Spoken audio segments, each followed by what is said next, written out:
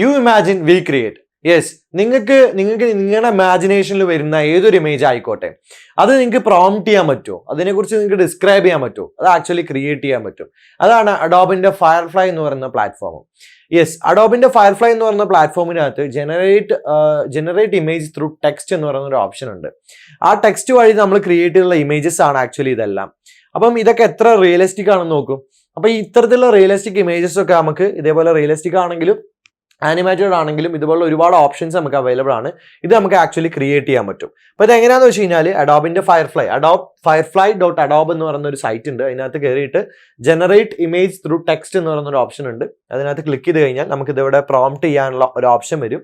അത് ക്ലിക്ക് ചെയ്ത് കഴിഞ്ഞാൽ നമുക്ക് ഇതേപോലെ പ്രോംപ്റ്റ് ചെയ്തിട്ട് ഞാനിവിടെ ടൈപ്പ് ചെയ്ത് കൊടുത്തത് A boy seeing sunset with his dog എന്നാണ്. അപ്പൊ അത് ആക്ച്വലി ഒരു ഡോഗുമായിട്ട് സൺസെറ്റ് കാണാനിരിക്കുന്ന ഒരു കുട്ടീൻ്റെ ഇമേജ്, ബീച്ചിനകത്ത് ഇരിക്കുന്ന ഒരു ഇമേജ് ആണ് നമുക്ക് ആക്ച്വലി കിട്ടിയത്. അപ്പൊ ഇതുപോലെ നമുക്ക് ഇതിനകത്ത് തന്നെ ഒരുപാട് ഓപ്ഷൻസ് ഉണ്ട് ആക്ച്വലി. ഇത് നമുക്ക് ലാൻഡ്സ്കേപ്പ് മോഡില്, അതേപോലെ തന്നെ ഇതിന്റെ ഷേപ്പ് ആക്ച്വലി ചേഞ്ച് ചെയ്യാം. അതുപോലെ നമുക്ക് ഇതിനകത്ത് ഫോട്ടോ ആയിട്ടാണെങ്കിലും ആർട്ട് ആയിട്ടാണെങ്കിലും ഏത് രീതിയിലാണെങ്കിലും നമുക്ക് ഇതിനകത്ത് മാറ്റങ്ങൾ കൊണ്ടുവരാം. ഒരുപാട് ഓപ്ഷൻസ് ഇതിനകത്ത് അവൈലബിൾ ആണ്. ആൻഡ് ഈ പ്രോംപ്റ്റ് നമുക്ക് എത്രത്തോളം മാറ്റി കൊടുക്കുന്നു, ഇതിനകത്ത് കൂടുതൽ ഓപ്ഷൻസ് നമ്മൾ കൊടുക്കാന്നുണ്ടെങ്കിൽ ആ രീതിയിൽ അത് ചേഞ്ച് ആയിട്ട് വരും. അപ്പൊ ഇങ്ങനെ ചേഞ്ച് ആക്കിയതിനു ശേഷം നമുക്ക് ആ എഫക്റ്റ് ഒക്കെ അപ്ലൈ ചെയ്യാൻ വേണ്ടി കൊടുക്കാം. ഇവിടെ ഇതേപോലെ സിമ്പിൾ ഡൂഡിൽ ഡ്രോ കൊടുത്ത് ഞാൻ ഇത്രയും കൊടുത്തിട്ട് ജനറേറ്റ് എന്ന് പറയുന്ന ഓപ്ഷൻ കൊടുത്തു.